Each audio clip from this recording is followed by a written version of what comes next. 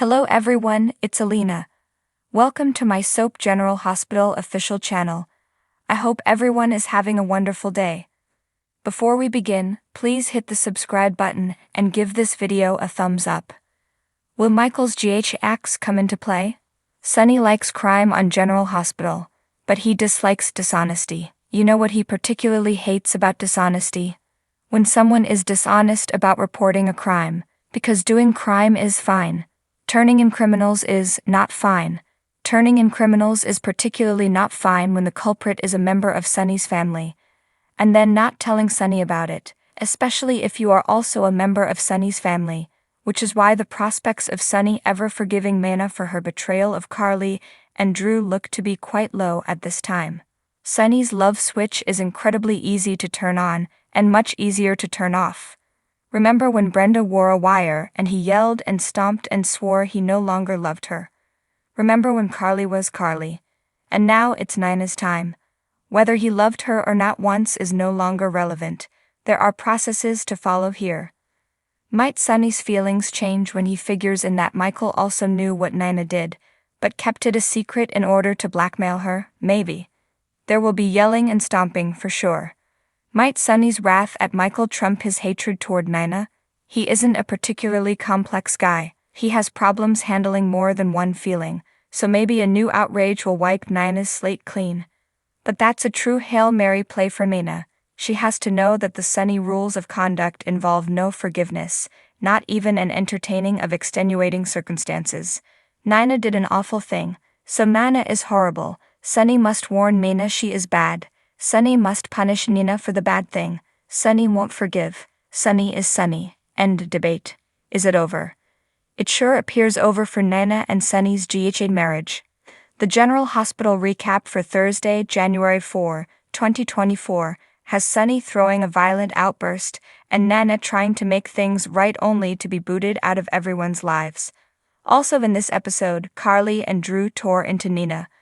Laura called out Esma, and Nick tried to seduce Ava. Additionally, Willow advised Michael to find a new location to sleep, and Cyrus ended up in the hospital. Now let's go a little deeper into the details. Nina's apology trip to Carly's residence went as terribly as expected. Today wasn't the day and Carly wasn't in a forgiving mood, all things considered. However, Nina wasn't about to stop until she blurted out the truth. Hearing Nina was the rat, and the reason Drew was in jail, sent Carly off. She tore into Nina like never before.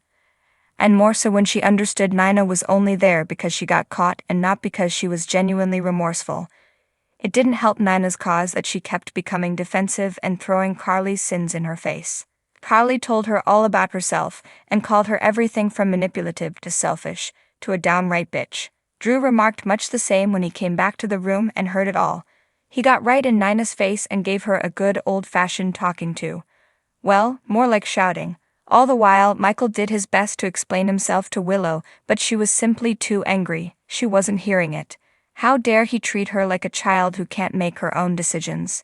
How dare he lie to her? Aren't they partners? Willow soon realized she and Michael weren't actually partners at all. At least not nice ones. She kept her sickness from him. He hid this Nina catastrophe from her.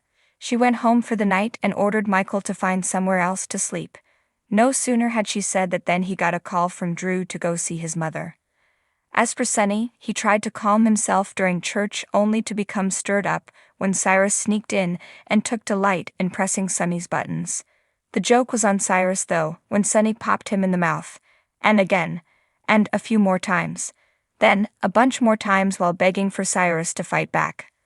Over at the gallery, Nick tried to charm Ava. That didn't turn out well for him. He didn't back off totally though. He switched gears to them teaming up against the evil Esma.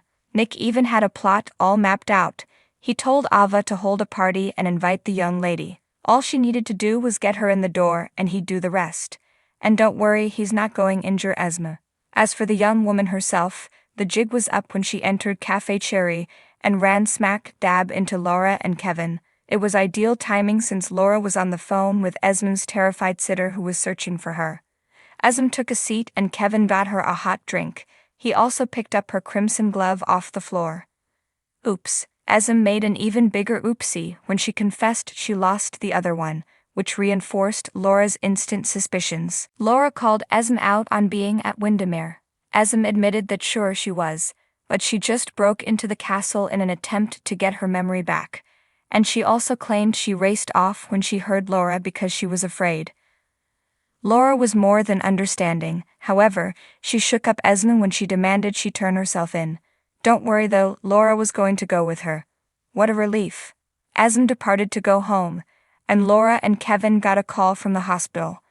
They rushed there to discover a beat-up Cyrus on a ventilator. He was unconscious. As for his attacker, Sonny was home being fretted over by Ava. She barely had time to convince him to clean himself up before Nina knocked at the door. She tried to tell her to go, but she insisted on chatting to Sonny. Big error. All Sonny was willing to do was slam the door in her face. Over at the hospital, Portia was happy to discover Curtis in her office. He wasn't about to ring in the new year without his wife, and he had donuts from Eckert's. Yay. After delving into the snacks, they got into how they felt about his imminent treatment. Curtis inquired if Portia would be angry if it didn't work. What if he never got to walk again? Portia assured him she loved him no matter what. He swept her off her feet regularly. Their touch of romance was interrupted when she had to tend to Cyrus. Meanwhile, at the dorm, Joss and Dex no sooner got through the door than had to deal with Adam. He was inebriated, hostile, and assumed it was his room. They invited him in and got to the root of his outburst. His parents knew all about his falsehoods and his terrible marks, and were ready to yank him from university. He was in quite a state. Joss was saved from his messiness by a call bringing her home to Carly. Dex snuggled Adam into bed. Joss and Michael came at Carly's and she told them about Bobby's death. They were devastated. Will Jordan and Anna obtain the information they're looking for? On the Tuesday, January 30 episode of General Hospital, spoilers focus on ramping up tension on many levels, in Port Charles and beyond, so do not miss a second of this episode. This week of intensity and high-stakes action includes Jordan and Anna joining up to interview Brennan. The first half of this equation is Jordan. Her off-book research into who shot Curtis has led her here. After all, it's why she went to the second component of this equation. Obviously, Anna has her own quarrel with the evil Brennan. Actually, it's more than a beef. The former WSB director caused tremendous havoc for Anna recently, including seeking to have her killed. Subsequently, she has so many questions of her own for Brennan, and this will be her time to receive answers. How harsh will this interrogation get? What's more, will Brennan stay mysterious, or will he actually cough up some viable information? Look for Curtis and Portia to make an urgent decision. If this really is urgent, does this choice anything to do with Trina in Paris? With Esme out in the wild, they have to be more than scared. Or will it have to do with Curtis's recovery from the experimental surgery? So what do you guys think about this update? Let me know in the comments below. And if you like my videos, please click like and subscribe for more. I'll see you guys next time.